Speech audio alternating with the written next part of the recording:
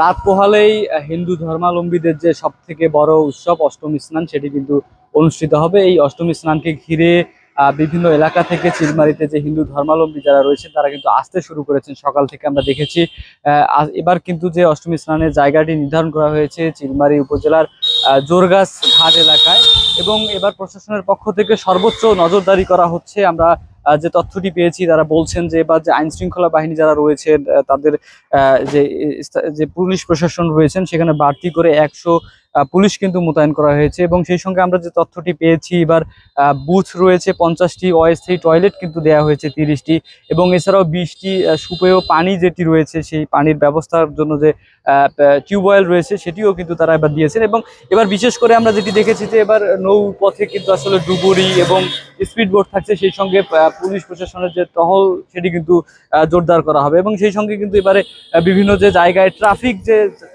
জটগুলো তৈরি হয়, অর্থাৎ ট্রাফিকের যে অংশগুলো রয়েছে সেই জায়গাগুলো কিন্তু এবার ট্রাফিক পুলিশ মোতায়েন করার কথা কিন্তু উপজেলা প্রশাসন থেকে আমাদেরকে জানানো হয়েছে, যাতে এবার কোনো ধরনের যানজটের সৃষ্টি না হয়। সেই সঙ্গে এবার কিন্তু ইতিমধ্যেই যে সরকারি যে স্কুল যেগুলো রয়েছে ঠিক সেই জায়গায় স্কুলগুলো কিন্তু খুলে দেওয়া হয়েছে। যারা হিন্দু ধর্মাবলম্বী যারা রয়েছেন, যারা আসছেন, তারা কিন্তু আশ্রয় নেবার জন্য সেই জায়গাগুলো কিন্তু তারা খুলে দিয়েছেন। সব মিলিয়ে বলা যাচ্ছে যে এবার অষ্টমী স্নানে কিন্তু গতবারের তুলনায় হয়তো এবারে উপস্থিতির সংখ্যা কিন্তু বাড়তে পারে, যেহেতু এই পাশে হরিপুর যে সেতু রয়েছে মৌলানা ভাসানী সেতু, এই সেতু হওয়ার ফলে কিন্তু দেখেছি যে আমরা যেটি জানতে পেরেছি যে গাইবান্ধা এবং সুন্দরগঞ্জের যারা রয়েছেন সেই দিক থেকেও কিন্তু তারা আসলে এইবার স্নানে কিন্তু অংশগ্রহণ করবেন। সব মিলে বলা যাচ্ছে যে এবার আইন শৃঙ্খলা পরিস্থিতি খুবই স্বাভাবিক রয়েছে, এবং তারা তৎপর রয়েছেন যাতে এবার কোনো ধরনের বিশৃঙ্খলা বা কোনো বিচ্ছিন্ন কোনো ঘটনা না ঘটে। সেই দিক থেকে এবার কিন্তু ডুবুরি তো থাকছেই।